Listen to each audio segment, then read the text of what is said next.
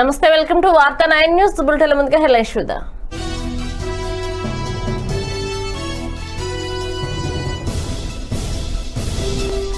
మా నాయకులపై తప్పుడు కేసులు పెడుతున్నారు. అంబులెన్సుల కుంభకోణం సాక్ష్యాలతో బయటపెట్టామన్న దేవినేని.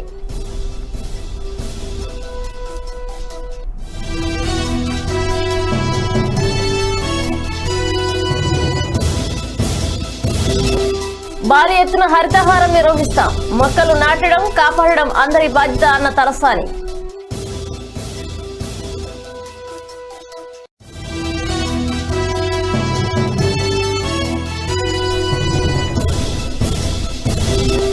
రేషన్ దుకాణాల నుంచి నేరుగా ఇంటికి పంపిణీ వాహనాలను ప్రారంభించిన మంత్రి కన్నబాబు.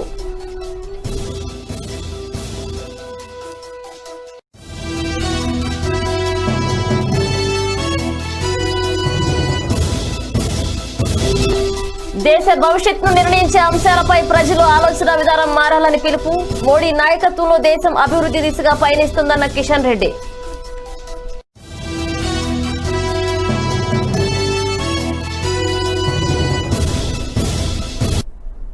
బులెటిన్లో డీటెయిల్స్ చూస్తే ఆంధ్రప్రదేశ్ ముఖ్యమంత్రి వైఎస్ జగన్మోహన్ రెడ్డి రాష్ట్ర గవర్నర్ బిశ్వభూషణ్ హరిచందన్ తో భేటీ అయ్యారు. సోమవారం సాయంత్రం రాజ్భవన్ లో ఆయన్ను మర్యాదపూర్వకంగా కలిశారు. ముఖ్యమంత్రి వెంట ప్రభుత్వ సలహాదారుడు సజ్జల రామకృష్ణారెడ్డితో పాటు మరికొంతమంది కూడా ఉన్నారు.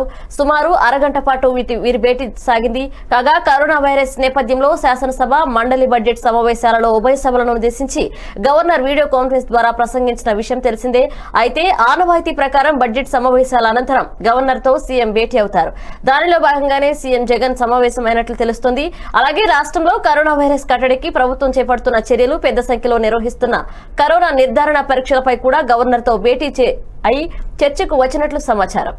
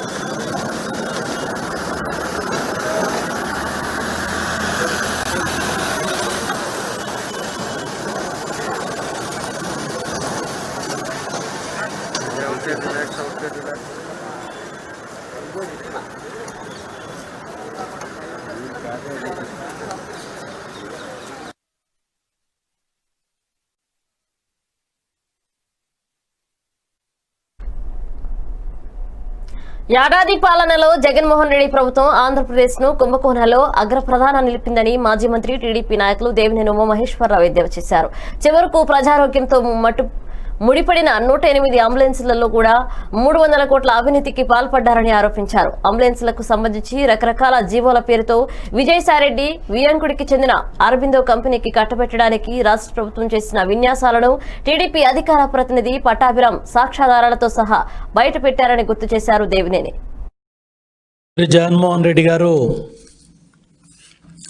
ఆంధ్రప్రదేశ్ రాష్ట్రాన్ని కుంభకోణాల్లో అగ్రగామిగా నిలబెట్టారు. చివరికి 108 అంబులెన్స్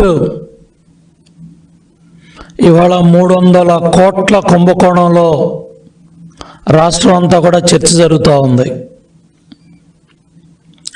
తెలుగుదేశం పార్టీ అధికార ప్రతినిధి పటాభి గారు నిన్న ఈ 108 అంబులెన్సుల్లో ఎన్ని జీవోలు ఇచ్చారు, ఫైనాన్స్ చేస్తారనే దాని మీద ఒక జీవో, అంబులెన్సులు కొనదాని మీద ఒక జీవో, రేట్లు పెంచిన దాని మీద ఒక జీవో,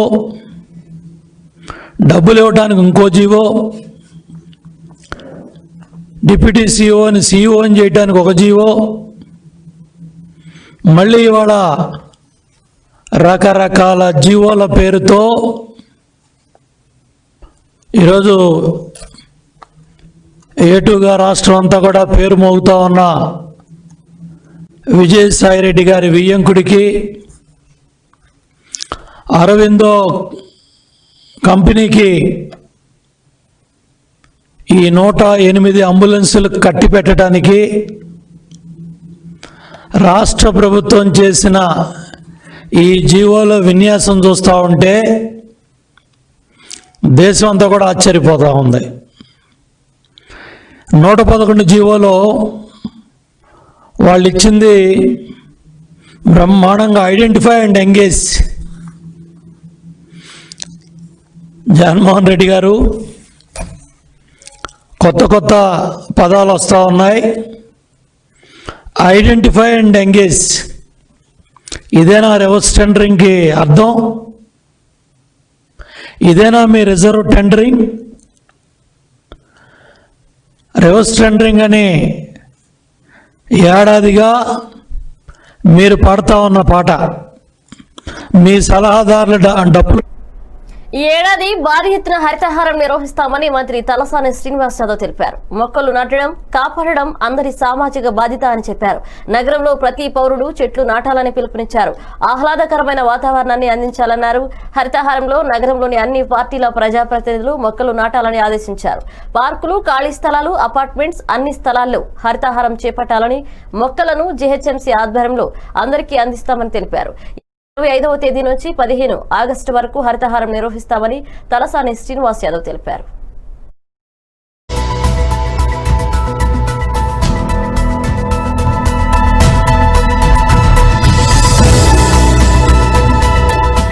ఈ నెల 25వ తేదీ నుండి మరి జరిగేటువంటి హరితార కార్యక్రమం, మరి గౌరవ ముఖ్యమంత్రి గారి కార్యక్రమాన్ని ఛాలెంజింగ్ గా తీసుకోవడమే కాకుండా 5 విడతలు కూడా రాష్ట్ర వ్యాప్తంగా బ్రహ్మాండంగా జరిగింది. ఆకుపచ్చ తెలంగాణ కావాలనేటువంటి సంకల్పంతో ముఖ్యమంత్రి గారు చెప్తుంది. ఒక ప్రజాప్రతినిధులు అధికారుల బాధ్యతనే కాదు, హైదరాబాద్ లో, గ్రేటర్ హైదరాబాద్ లో ఉన్నటువంటి ప్రతి ఒక్కరి బాధ్యత కూడా. ముఖ్యమంత్రి గారు పదే పదే చెప్తారు, మన పిల్లలకి ఎంత ఆస్తి ఇస్తామన్న దానికంటే ఒక ఆహ్లాదకరమైనటువంటి, ఆరోగ్యకరమైనటువంటి జీవితాన్ని ఇవ్వాలి, మంచి ఆక్సిజన్ ఉండాలనేటువంటి సంకల్పంతో చాలా సందర్భాలలో చెప్పింది. అందుకే గ్రేటర్ హైదరాబాద్ లో ఉన్నటువంటి ప్రజాప్రతినిధులు, పార్లమెంటు, శాసనసభ్యులు, శాసన మండలి సభ్యులు, మేయర్ గారు, డిప్యూటీ మేయర్ గారు, కార్పొరేటర్లు అందరం కూడా బాధ్యత తీసుకొని ఈ కార్యక్రమాన్ని 25వ తేదీ నుంచి 15th ఆగస్టు వరకు ఈ కార్యక్రమాన్ని బ్రహ్మాండంగా ఏర్పాటు చేసుకొని ముందుకెళ్తాం. దీంట్లో అన్ని పార్టీల ప్రజాప్రతినిధులు కూడా రిక్వెస్ట్ చేస్తా ఉన్నాం.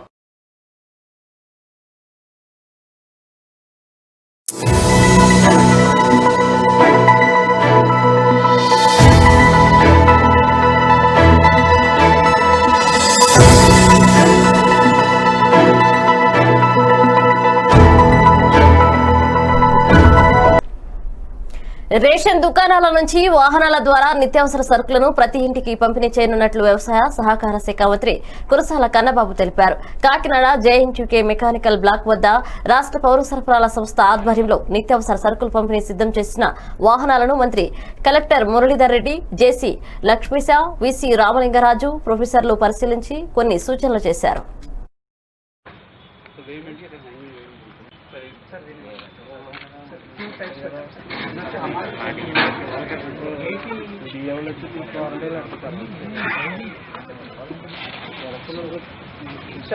कस्टमर की హ్యాంగింగ్ ఆ రోజు కమిషనర్ హ్యాంగింగ్ అయితే యాక్యురసీ బాగుంది సార్. కొంచెం ఇంక్లైన్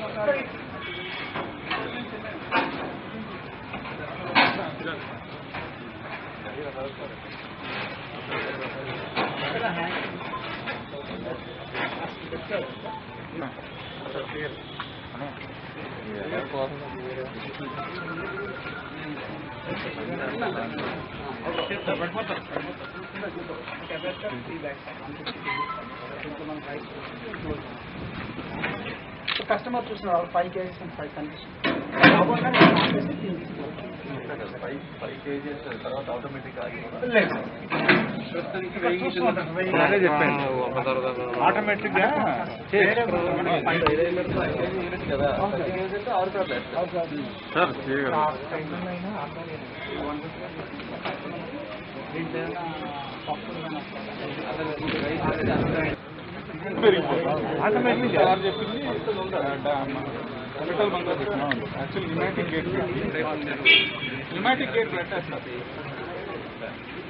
చెప్పండి.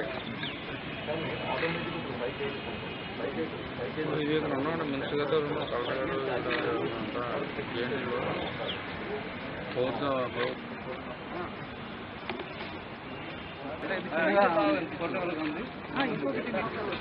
వెనకెళ్ళిపో అది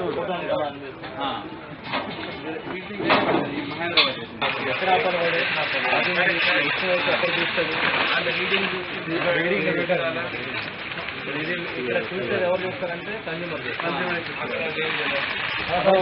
ఇంక్లైన్ కొని 120 గ్రామ్స్ చిన్న ప్రమాదం డిటాచ్ చేయడానికి హౌస్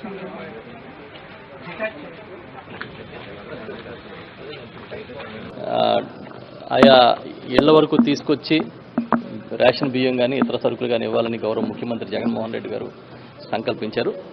దానికి సంబంధించి కొన్ని మిషన్స్ని ఇంటింటికి తీసుకొచ్చి ఇవ్వడానికి కొన్ని మిషన్స్ని ఫ్యాబ్రికేట్ చేయించారు. వాటిని ఇప్పుడు జిల్లా కలెక్టర్ గారు మురళీధర్ రెడ్డి గారు, అదేవిధంగా జాయింట్ కలెక్టర్ లక్ష్మీ షా గారు, మన జేఎన్టీయూ వీసీ గారు, మేమందరం కూడా ఈ జేఎన్టీయూలో చూసాం. ప్రొఫెసర్స్, ఆ టెక్నికల్ బృందాలన్నీ కొన్ని మిషన్లో ఇంకా మార్పులు ఉంటే బాగుంటుంది, అడ్వాన్స్మెంట్ వచ్చేలాగా చేయాలని చెప్పి సూచనలు చేశాం. ప్రధానంగా ఈ ఆటోమేషన్ ఏమైనా ఉంటే ప్రయత్నం చేయమని చెప్పి ఒక సజెషన్ ఇచ్చాము. వచ్చే కాలం హైదరాబాద్ బంజారాహిల్స్ రోడ్ నెంబర్ 10లోని Basavatarakam Indo American cancer hospital 20 ఏళ్లు పూర్తి చేసుకుంది. ఈ సందర్భంగా డాక్టర్లు, సిబ్బందికి హాస్పిటల్ సేవలు పూర్తి స్థాయిలో రోగులకు అందించడానికి సహకరించిన అందరికీ హాస్పిటల్ చైర్మన్, మేనేజింగ్ ట్రస్ట్, నటుడు ఎమ్మెల్యే బాలకృష్ణకు కృతజ్ఞతలు తెలిపారు. తెలంగాణ గవర్నర్ తమిళిసై సౌందరరాజన్ శుభాకాంక్షలు తెలిపారు. Years of service in cancer treatment, particularly for the economically compromised people, the downtrodden patient. I wish them all success.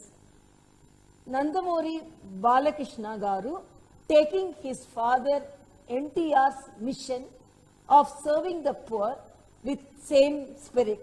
I wish them all success. Thank you so much. I wish Basavatarakam Indo-American Cancer Hospital and Research Institute for completing their 20 years of service in cancer treatment.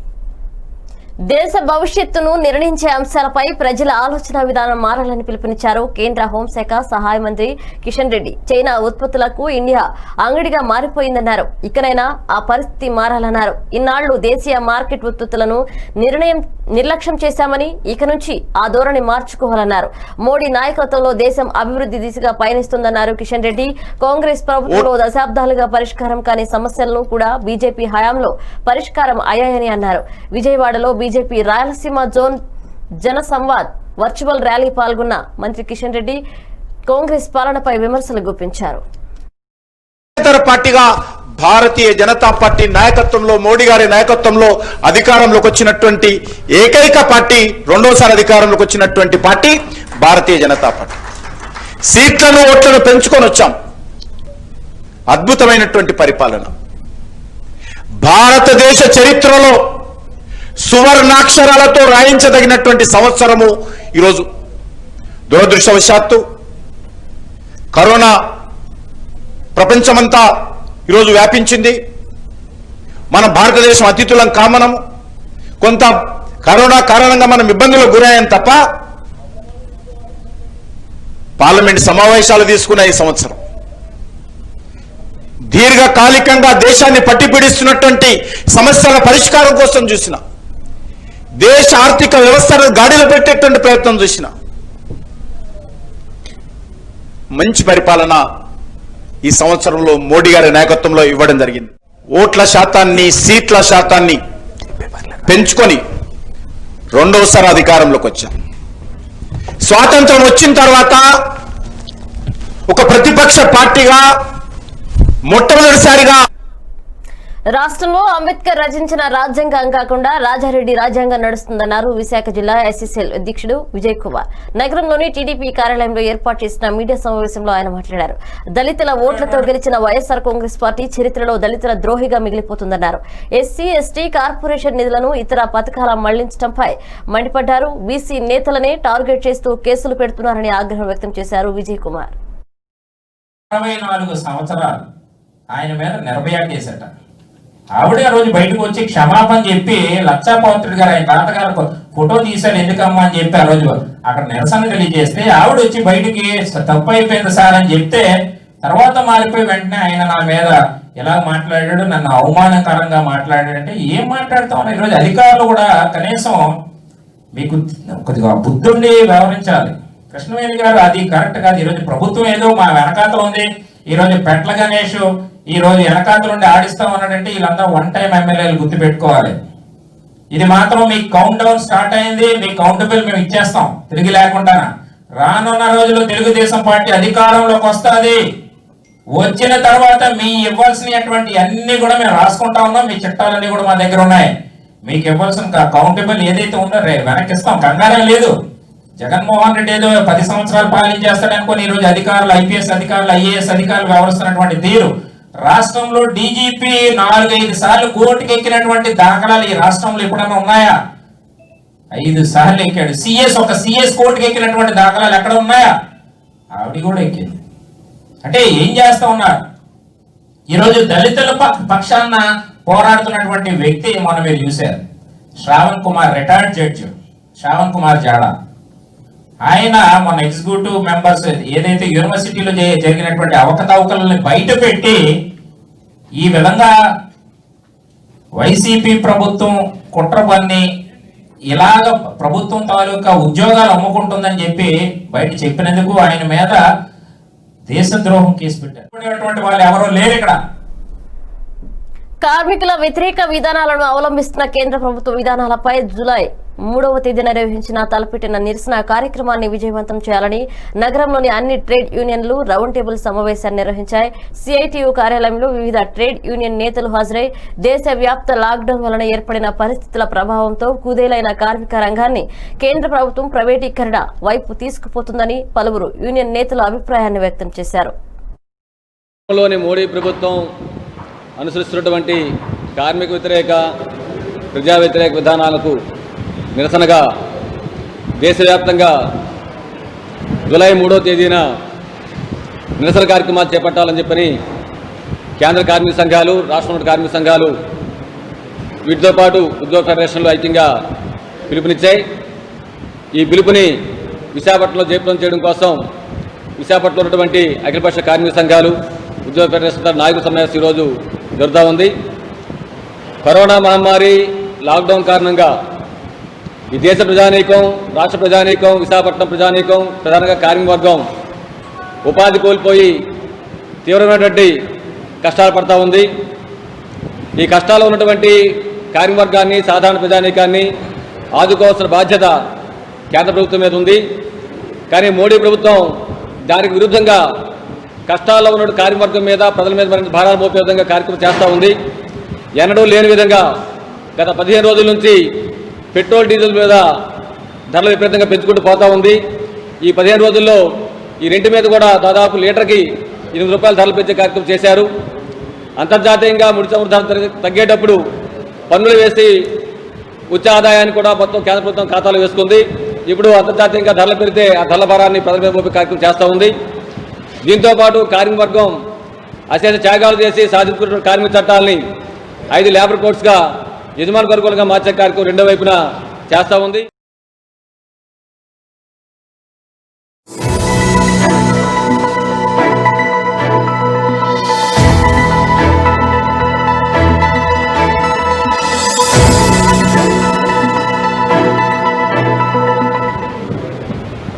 కేంద్రంలోని మోడీ ప్రభుత్వం అనుసరిస్తున్నటువంటి కార్మిక వ్యతిరేక ప్రజా వ్యతిరేక విధానాలకు నిరసనగా దేశవ్యాప్తంగా July 3వ తేదీ అనంతపురం జిల్లా బుక్కపట్నంలో చేనేత నేతన్న హస్తం కింద రెండో విడత 24,000 రూపాయలను వారి ఖాతాల్లో జమ అయ్యాయి.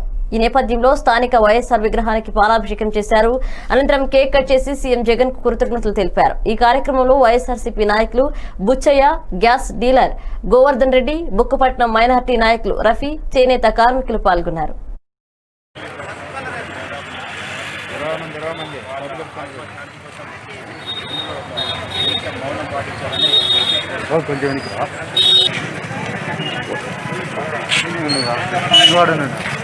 జగన్మోహన్ రెడ్డి గారు ఎలక్షన్ మేనిఫెస్టోలో పెట్టిన విధంగా నేత కార్మికులు ఎవరైతే ఉన్నారో వాళ్ళ ఆర్థిక పరిస్థితులు బట్టి ఆ రోజు ఎలక్షన్ మేనిఫెస్టోలో నేతల హస్తం అందిస్తాము, ప్రతి ఒక్క నేతన్నలకి ప్రతి ఒక్కరికి అందిస్తామని చెప్పి అదేవిధంగా అనుకున్న కరువులోనే 6 నెలల కాలంలోనే సంవత్సరం తిరిగే లోపలే నేతన్నలకు ప్రతి ఒక్కరికి మొత్తం నేత కార్మికులు ఎవరైతే ఉన్నారో అర్హులు ఎవరైతే ఉన్నారో వాళ్ళ ప్రతి ఒక్కరికి అందించడానికి కృతజ్ఞతగా మన నేతన్నలందరూ జగన్మోహన్ రెడ్డి గారి కృతజ్ఞతగా ప్రోగ్రాం పెట్టుకోవడం జరిగింది.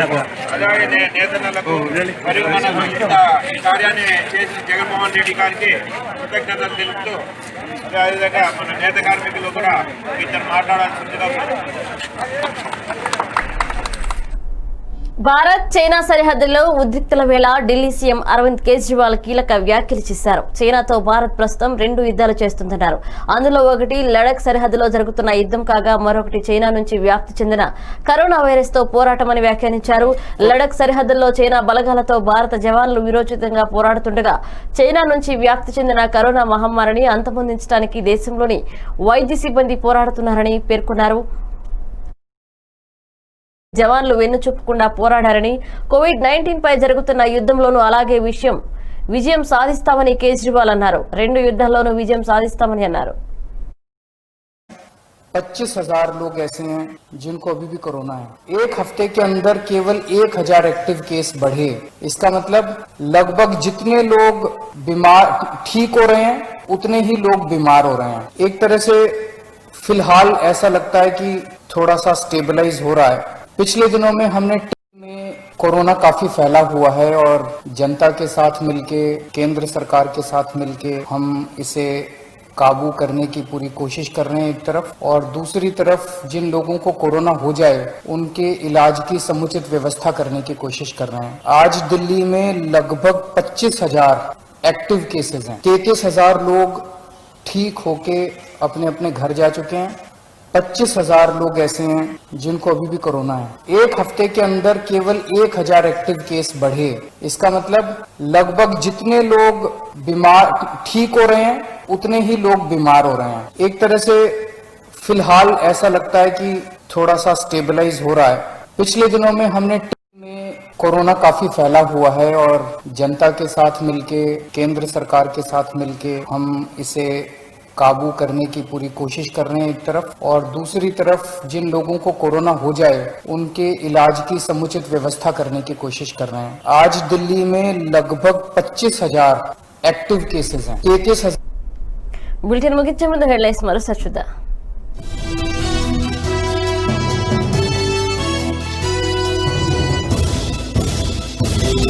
మా నాయకులపై తప్పుడు కేసులు పెడుతున్నారు. అంబులెన్స్ల కుంభకోణం సాక్ష్యాలతో బయటపెట్టామన్న దేవినేని.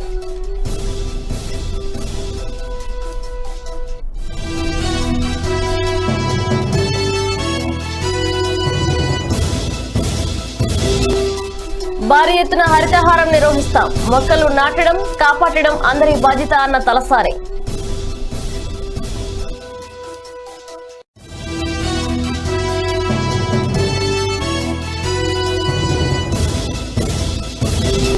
రేషన్ దుకాణాల నుంచి నేరుగా ఇంటికే పంపిణీ వాహనాలను ప్రారంభించిన మంత్రి కన్నబాబు.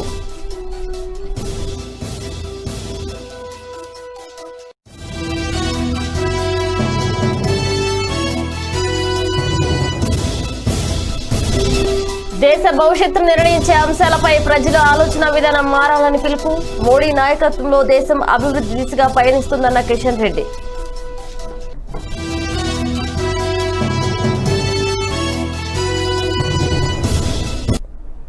ఇవి బులెటిన్ అప్డేట్స్. కీప్ వాచింగ్ వార్తా 9 న్యూస్. నమస్కారం.